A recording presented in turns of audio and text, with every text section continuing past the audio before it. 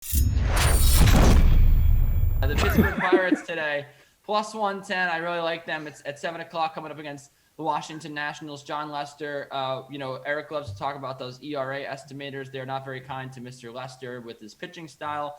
JT Brubaker had a couple bad starts a few weeks ago. I think everyone, the Brew Crew sort of disbanded, but I'm here to say I'm a proud member of the Brew Crew. I think that JT Brubaker is a pretty good pitcher. And I think he's going to generate a lot of strikeouts tonight against the Washington Nationals, a team that's been so-so. But you want to talk about limiting walks. This guy does it almost better than anybody in the league.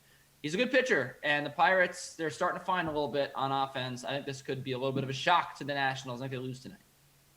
Okay, Erik, your best baseball bet tonight. Yeah, that was one of my top ones, but I'm going to go with the Diamondbacks Giants over 8. It's linked to what I talked about in the last section. Just pretty worried about Alex Wood's last few starts.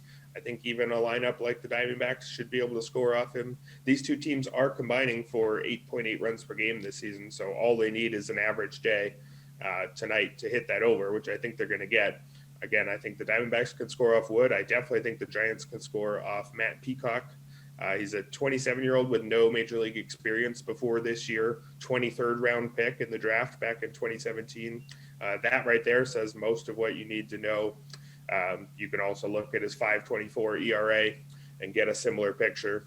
Some of the ERA estimators there are a little bit kinder to him. In particular, xFIP, it has him below 4, but that's, I guess, because his ground ball rate is very high. 62.5% is a very good ground ball rate. Doesn't issue a ton of walks, but he also strikes out just 16.4% of opposing batters.